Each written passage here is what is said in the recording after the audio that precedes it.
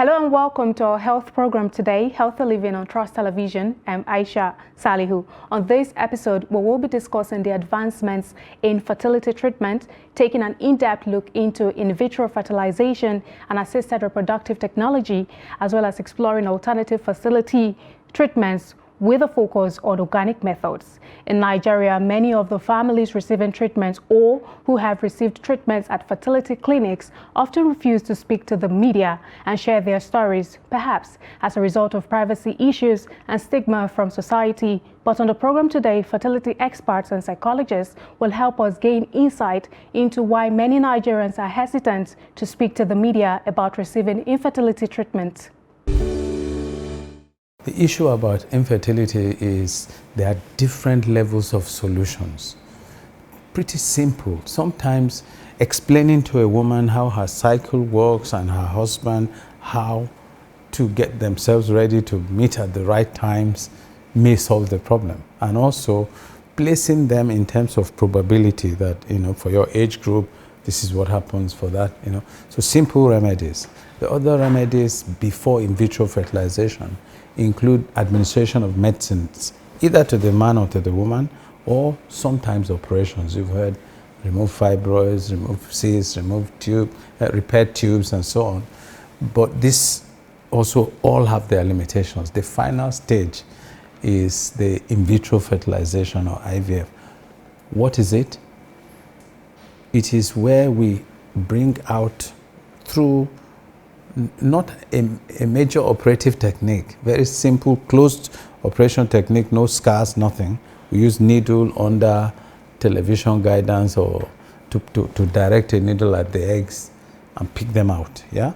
And then it exposes them to the husband's sperms being added to aid fertilization, because the journey is cut short now. You're in the same boat at the same time. So natural fertilization may occur, or technically we may help the fertilization. You have what you call embryos. These are seeds of human life that you watch to get their quality, allow them to grow a little, and then you plant them in the woman's womb. This realm is the in vitro fertilization. It's applicable to maybe 1/3 of cases of infertility. So 2/3 are solved by non-IVF means. How do you determine who needs IVF? We've made a contribution to the medical literature from Nigeria here, where we scored it. We call it Fertile Score. A couple can score themselves, their doctors can score them. We've given a table and allocated numbers of importance. So if your tubes are blocked, you get this number. If the man doesn't have sperms at all, you get this number. If the woman doesn't produce eggs at all, so by the time you add A plus B on both sides, it will give you a total figure that tells you go for IVF. So we have tried to simplify the options. We made it quantitative rather than just qualitative. Why did we do that? Because we were seeing too many people who could have had a simple treatment with IVF, a more successful treatment with IVF maybe 4 or 5 years ago, and nobody has suggested that treatment for them. So with this Fertile Score developed in Nigeria here by us, it should be easy to tell who needs it or who doesn't need it. What we call conventional or simple IVF, the man and his wife, they have clear, simple reasons. The man has sperms, the woman has eggs, her womb are okay. For some reason, pregnancy is not occurring, or it's just her tubes that have the path to the fertilization is blocked. Those ones need simple IVF. Ask the question, what if the man's sperm is poor? He can't fertilize his wife's eggs, even if you present them to him, to his sperms. We are able to assist the fertilization process through a type of IVF called intracytoplasmic sperm injection, ICSI. So you pick a good sperm, a good-looking sperm, pick it up, and you push it into the egg. And the man and the woman, if you like, egg and sperm, are already together. Nature takes its course. A seed of life is formed. So this has helped men who could never fertilize. It's a type of IVF. Another type of IVF is where you have excess embryos, or for some reason she can't carry right now. You can freeze those embryos. Yeah? So frozen cycle IVF, for example, or frozen embryo IVF, yeah? So you can have that. Now, more tricky is the man doesn't have sperms at all. Zero.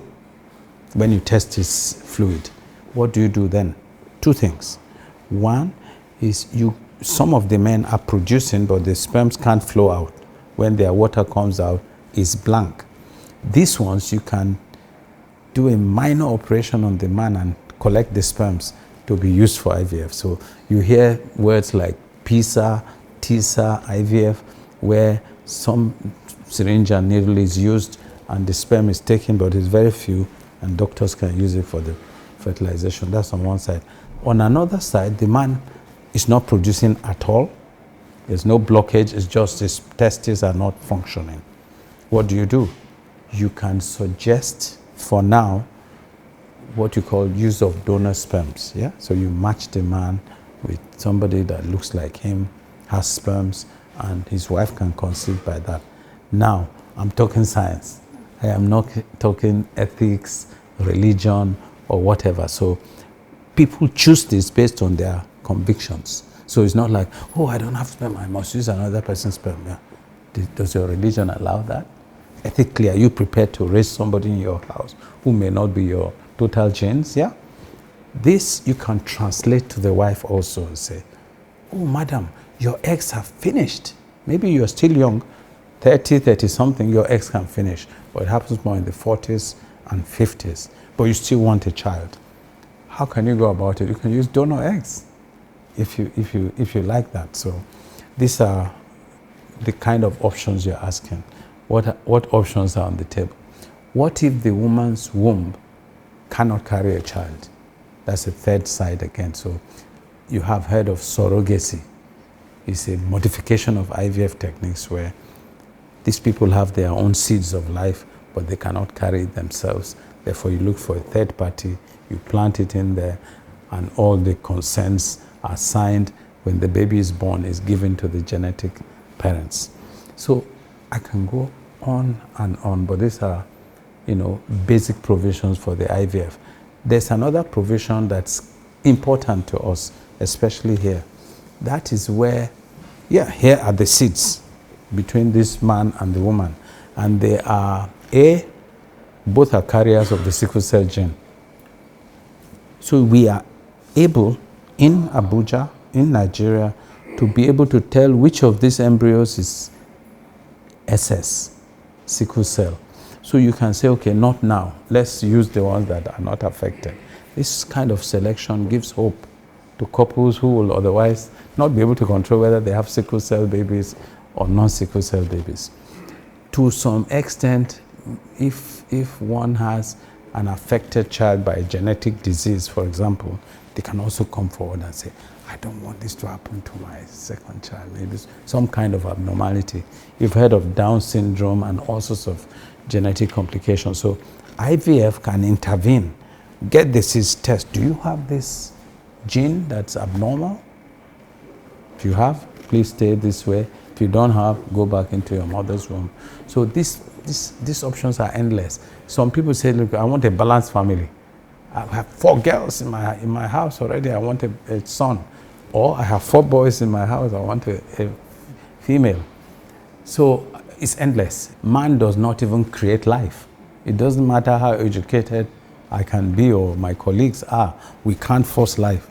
Preparation for IVF is as important as carrying the IVF. Unfortunately, it's not all IVF centers are the same, but some are growing into, caring centers that take their time and effort. They have what you call counselors, and we have. We urge all people to be counseled first, to say, these are your scenarios. What are your religious beliefs? What is the situation between you two, even as a couple, and your surrounding family? All of these are assessed. What's wrong with you? Do you know the success rate of what you're trying to do? What happens if you succeed? What happens if you fail?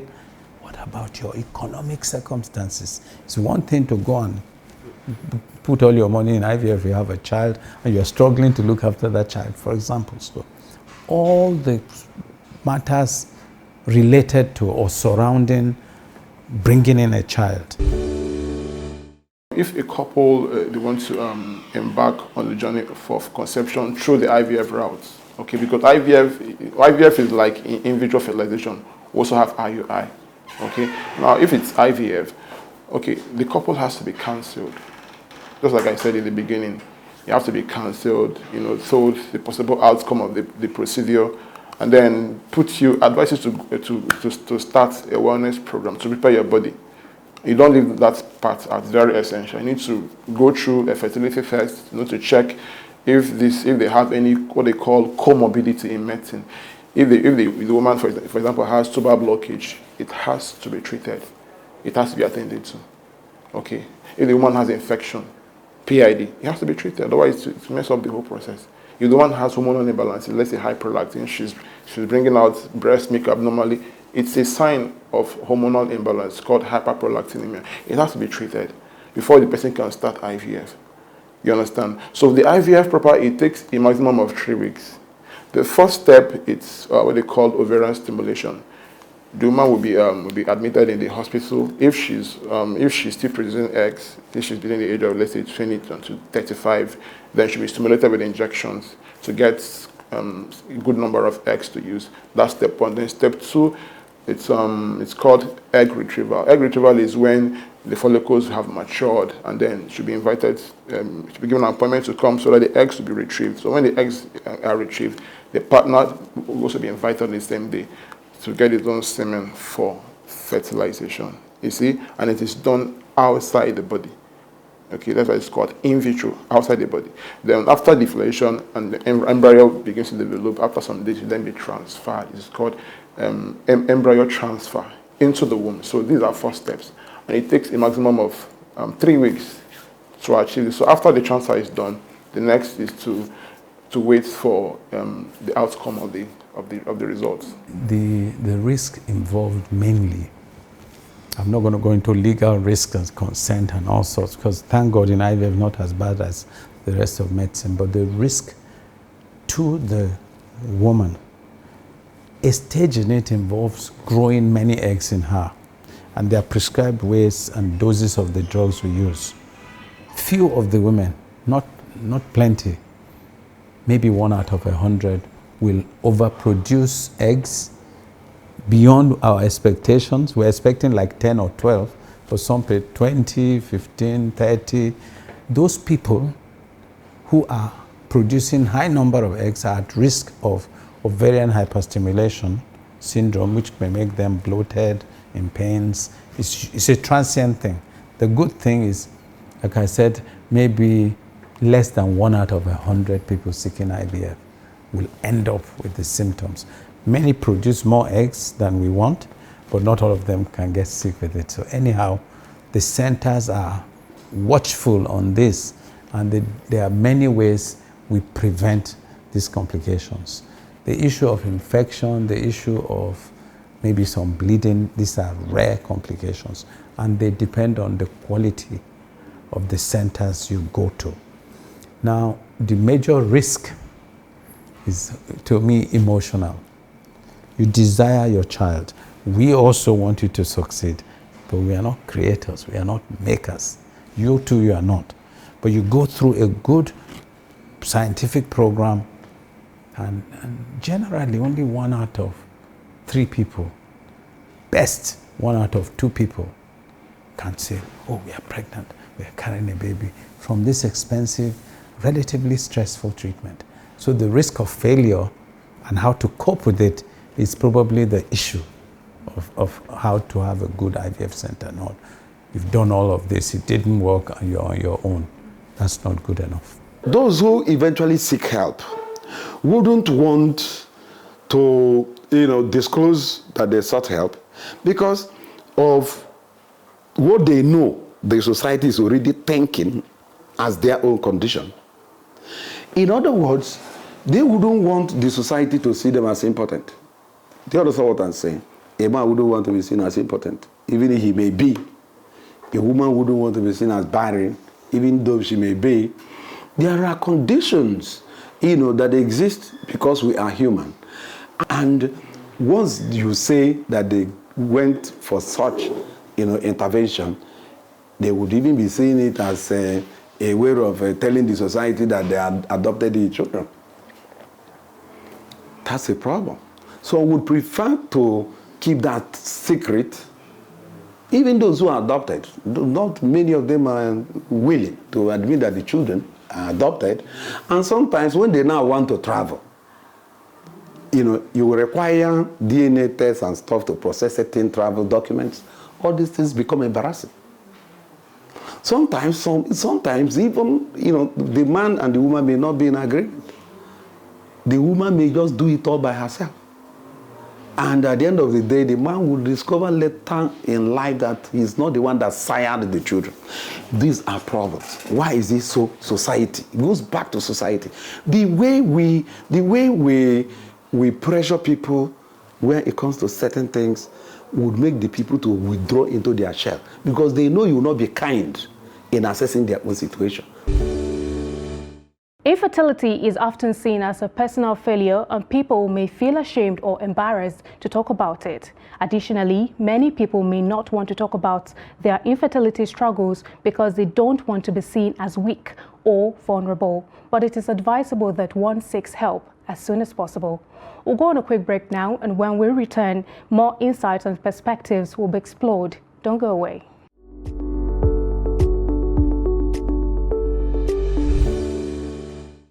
If you're just joining in, it's Healthy Living on Trust Television, where we have been discussing about advancement in infertility treatment.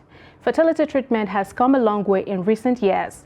In vitro fertilization and assisted reproductive technology have helped many couples conceive and start families. However, these treatments can be expensive and not everyone can afford them. That is why more and more couples are turning to alternative fertility treatments. There are programs that we need to do, like the major natural programs, which we even do here in our facility. One of them is called detox. Okay, detox, we have colon detox, we have reproductive health detox. It's very, very important to the woman, because this woman has eaten a lot of things over the course of her life, like junks, fast food, the rest. So she needs to cleanse her system. And one of them is doing colon detox, okay, to clean out the colon, because most of the toxins in the body, they hide in the colon, like feces, and they are responsible for many health problems and infertility issues. So she has to do a colon detox. It's a program, and then she also might need to do herbal detox. And this herbal detox, they should be approved by NAFDAC, like herbal supplements, okay, to help the liver to be able to metabolize toxins and take them off.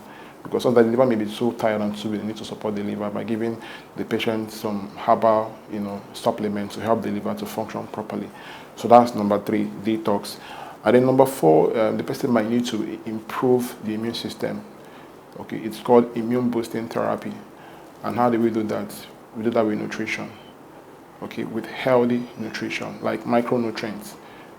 Many of them are antioxidants. Okay, they help to bind to toxins and also improve the immune system, because many women, they have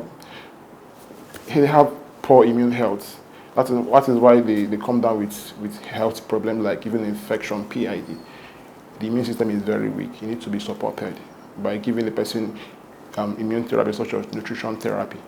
Okay, unless we need to do correct deficiencies, like give a meal plan, change the meal plan. If you're eating too much of fat diets, processed foods, canned foods, modify those diets to healthy diets by giving the person a new meal plan.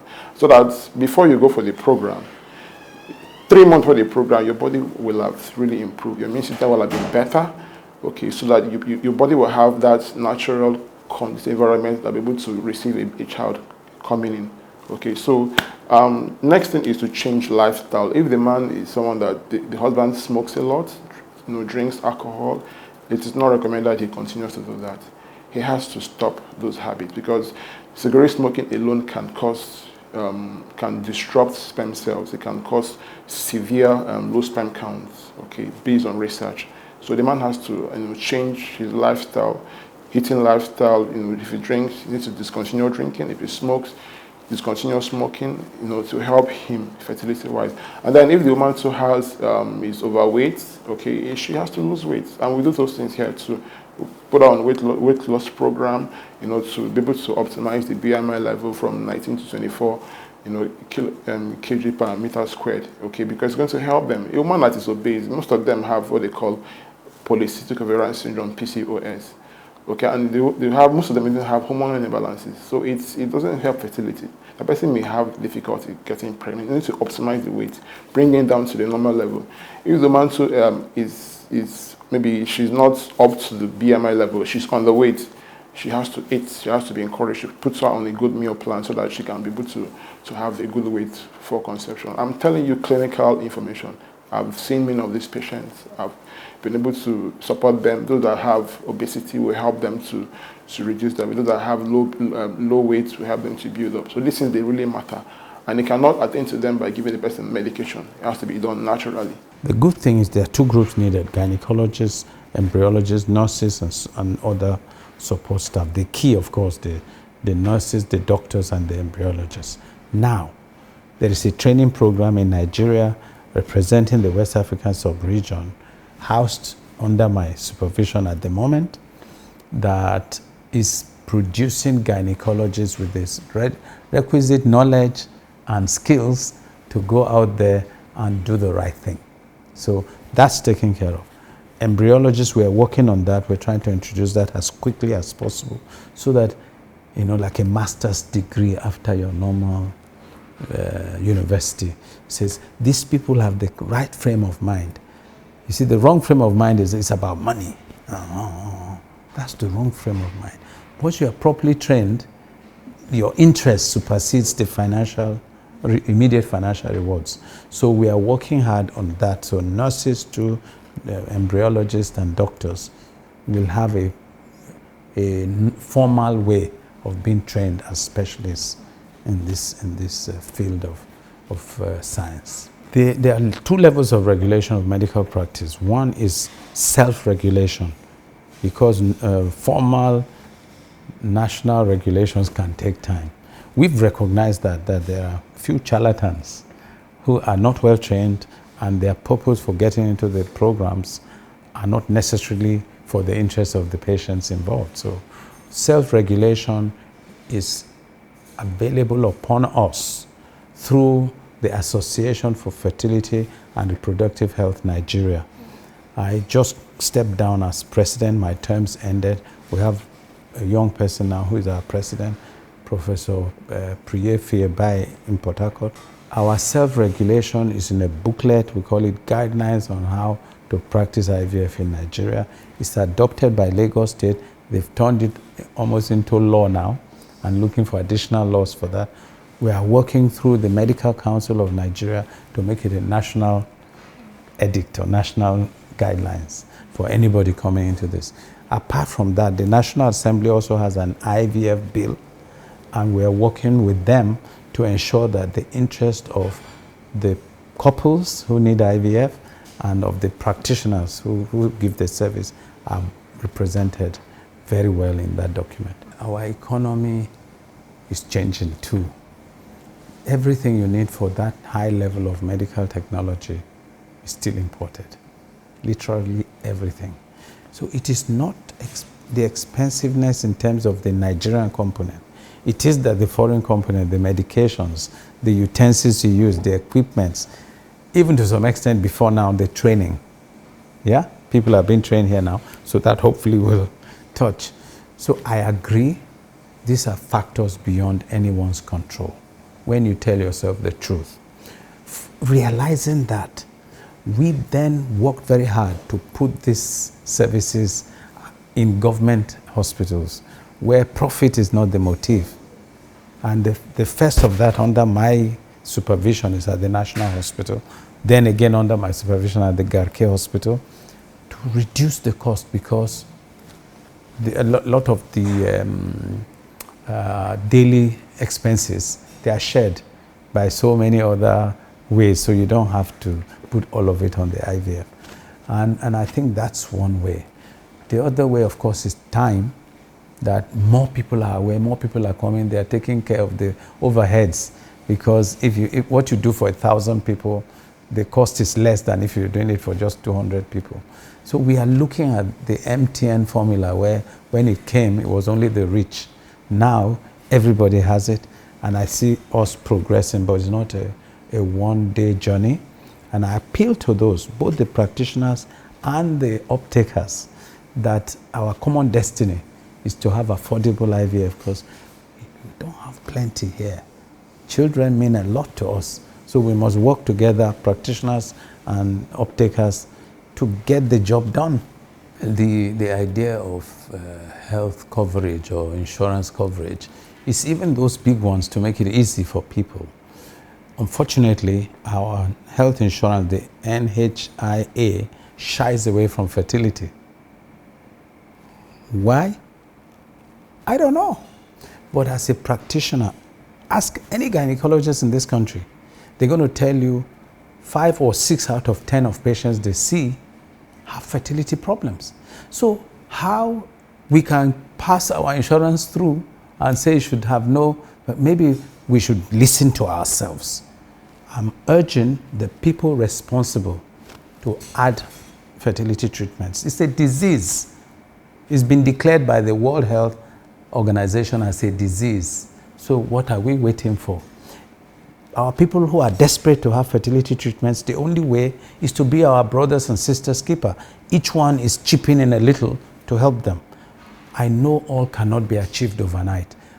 We, as an association, the Association for Fertility and Reproductive Health Nigeria, have no doubt in our mind that there shouldn't be exclusion for fertility. As a person, I have done what is earthly possible to spread the access of people, at least to those centers within my control. I've mentioned National Hospital when I was there. I've mentioned Garke Hospital, and helped as many other teaching hospitals as bothered to come my way, and continuing to do so. Our people cannot be left to cry at night just because money is not there to access a life-giving treatment. To me as a person, what sticks in my mind now is the first day that baby Hanatu was born. It's almost 25 years ago. I didn't know it would happen here because the odds were against science, but it happened. I still feel every moment of it. I go out to city centers or places, and if not for you, this child will not be here. I'm like, I can't even remember them because we're talking thousands now. We're not talking the odd 1 or 2. So, God bless you, God bless the child. So it's a different level of fulfillment. I know the life didn't come from me. The life only came from understanding science and creating circumstances for the Lord to perfect his own favors on his own subjects. That's the claim. But the response of successful couples, the response of those we've given hope to who have not yet succeeded, and seeing the babies, it's wondrous. It is important for society to break the stigma surrounding infertility and open up the conversation. The more we talk about it, the more support and understanding we can provide for those affected. No matter the path you choose, remember that the most important thing is to stay informed, stay positive, and never give up on your dream of starting a family. For comments, contributions, and suggestions on this episode, subscribe and follow us across all of our social media platforms. Join us again for another episode of the program Healthy Living on Trust Television. I'm Aisha Salihu. Thanks for watching.